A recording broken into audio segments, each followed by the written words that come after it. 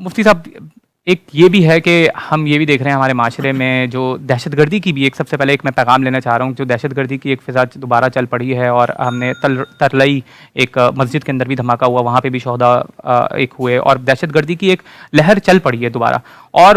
پھر یہی تحقیقات سے پتہ چل رہا ہے کہ وہ پڑوسی ملک سے آ رہے ہیں اور اس قسم کی دہشت گردی ہو رہی ہے. پورے ملک پوری دنیا میں بدنامی ہو رہی ہے کہ ایک اسلامی ریاست ایک مسلمان ریاست کے ماتحت کچھ ایسے عناصر پنپ رہے ہیں کہ جو دوسرے مسلمانوں کا قتل کر رہے ہیں. مسلمانوں کا اس سے کوئی بھی تعلق نہیں ہے. میں آپ سے ایک چھوٹا سا پیغام چاہتا ہوں کہ جو بھی ہو رہا ہے اس پہ. بسم اللہ الرحمن الرحیم. واقعتاً اس وقت جو ہمارے ملک کے اندر صورتحال بنی ہوئی ہے اور وقتاً فوقتاً اس طرح کے حادثات اور سانحات ہمارے سامنے آ رہے ہوتے ہیں،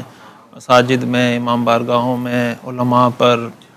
پبلک پلیسز پر کبھی کوئی دھماکے ہو رہے ہیں، کبھی کیا ہو رہا ہے. تو ظاہر ہے کہ اس طرح لوگوں پر، معصوم لوگوں پر، اگر وہ مسلمان نہ بھی ہوں، کسی عام انسان کی جان، اگر وہ کوئی غیر مسلم بھی ہے، قرآن کریم میں جو الفاظ ہیں من قتل نفسا بغیر نفس او فساد فی الارض فکأنما قتل الناس جميعا، قرآن میں نفس کا لفظ ہے کہ کوئی جان ناحق اگر کوئی قتل کرتا ہے تو یہ ایسا ہے گویا ساری انسانیت کا قتل کر دیا جائے.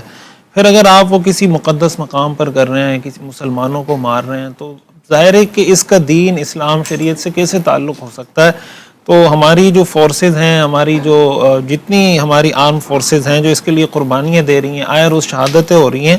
تو ظاہر ہے کہ پوری قوم اپنی فورسز کے ساتھ کھڑی ہے. اور یہ دہشت گردی جہاں سے بھی اس کو سپانسر کیا جا رہا ہے، جہاں سے بھی اس کو سپورٹ کیا جا رہا ہے، تو اس کا اسلام سے، دین سے، اسلام دین تو کیا، اس کا انسانیت سے کوئی تعلق نہیں ہے کہ اس طریقے سے آپ معصوم لوگوں کو نشانہ بناتے ہیں. پھر دوسرے ملک کے اندر آ کے در اندازی کرنا، اپنے ملک کے اندر بیٹھ کر پاکستان کے خلاف سازشیں کرنا، یہاں پہ جتھے بھیجنا اور یہاں پہ جناب اور اس طرح کی کارروائیاں کرنا، اور پھر اس کو اس طرح کا دینی ٹچ دینا، لوگوں کی تکفیر شروع کر دینا کہ یہ جمہوریت کفر ہے، جمہوریت کے ماننے والے کافر ہیں، فلاں کافر ہیں. یہ جو ایک سلسلہ ہمارے ہاں چل پڑا ہے، ظاہر ہے کہ اس کی کسی بھی طرح، ہر طرح سے حوصلہ شکنی کرنے کی ضرورت ہے. اور الحمدللہ تمام مکاتب فکر کے علماء، تمام مسالک کے علماء اس بات پر متفق ہیں اور اپنی پاک افواج کے ساتھ کھڑے ہیں.